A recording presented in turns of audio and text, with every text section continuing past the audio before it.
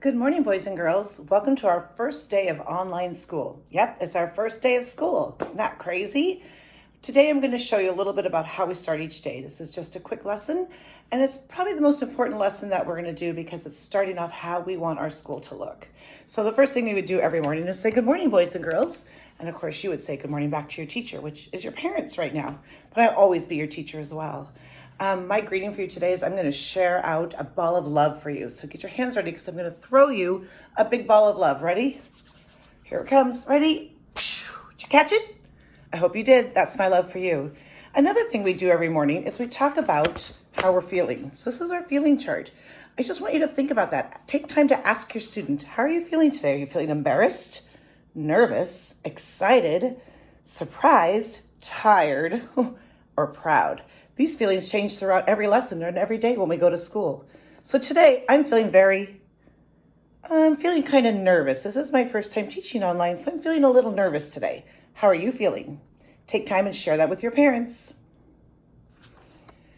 Today's lesson is really about how do we start online school. So this is really a lesson for both parents and the student. So we usually start school every day just by greeting like we did and kind of expressing how we feel, and we do a calendar to talk about what day it is, and I'm going to show you that. But the overall lesson today is how do we set up routines and expectations. It's what I do on the first day of school every year. You probably remember that we sat down and we made agreements about what school would look like. Some of the things you might want to consider are, what time does school start? You and your parents have to agree on that. Where do we sit when we do school? Do we sit at the table? Do we sit in the living room? Do we sit in the in our bedrooms? You decide where school takes place. Once you decide, you agree on that, and then that's the rule. Another thing you might agree on is, how long do I have to do my work? It's a good question. When you're at school, you're there a really long time. But when you're working by yourself with one-on-one person like your parents, it can go a little bit faster.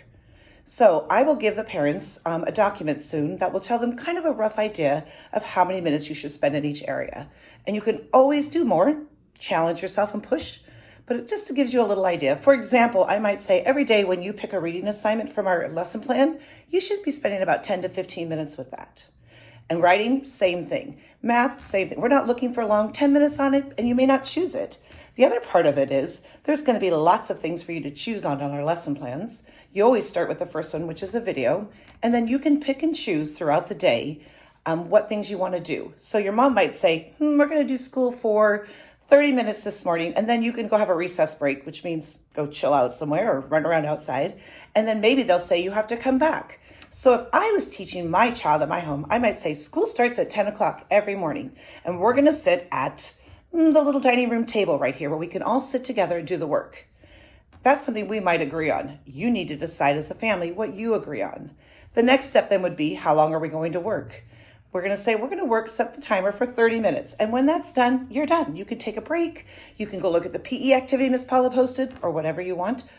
Or you might say you get a quick 20-minute break or a lunch break, and then we're going to come back and do one more activity after that. You have to set the guidelines for your classroom, what you want. I trust that the parents will make the best decisions, and students, I know that you're going to make an agreement with your parents and stick to it. The other thing we might say is, what does it mean when you need help? Do you raise your hand? Do you yell at your mom? Do you whine? Do you cry? I mean, what do we do in school? I think we raise our hand, don't we, if we need help? Or we ask somebody else. Sometimes you might have a brother or a sister sitting by you, and you could say, what does this say? You can ask for help. My rule is ask 3 people before me, ask 3 before me, and that means ask around. You might be the only student in your house, so the only person you could ask would be your mom or your dad, who's ever helping you. But think about taking the time, raising your hand, not being disruptive. Once you've agreed what school will look like, where it's going to take place, how long, how do we treat each other, you kind of established your first day of school. That's all the lesson is today. Getting some agreements on what school looks like, what time it starts, who's in charge, and just some basic rules about if you need to use the bathroom, how do you ask? If you want to take a break, how do you ask? But remember, you're still in school, and this is going to get you ready for first grade. So do your very best work. I'm going to start right now by how I start every day with the calendar, just to show you, because you might like this new calendar. So this month, I've decided to make a calendar for April that talks about lions and lambs. And I'm going to try to connect lions and lambs to the weather. For example, if I said Wednesday was a lamb day, You are probably wondering, what kind of day is that? Well, let's think about it. If we're talking about a day and we're talking about weather, are lambs like roar, growly, or are they kind of calm and sweet and gentle? Yep, I think they're gentle too. So that means the weather was pretty gentle. It wasn't too stormy. I could still go outside and take my walk. That was true for Wednesday and Thursday. Wednesday might have been a little bit of a lion day, rainy and cloudy, but I was able to go for a walk both days, so I gave them lambs. Today is Friday, and our weather today looks pretty good. So I'm going to show you how to make another lamb. So right now we have 2 lamb days. How many lion days do we have? We don't have any, so the lambs are winning. And you might want to keep tally of that, or we can just count each day. 1, 2.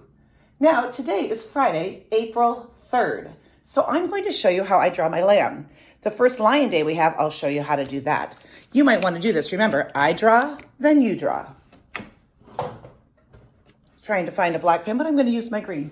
So to make a lamb, you're going to start by making a U shape. All right, just made a U, just like that. Then above the U, I'm going to make like a little fluffy hairdo, just like that. Then I'm going to give him like a little line down here and a smile kind of mouth, 2 eyes, and there's his face. Oh, we got to add ears. Here comes his ears. There's his ears. Now, lambs' bodies are fluffy and soft, so I'm just going to go up by this top ear.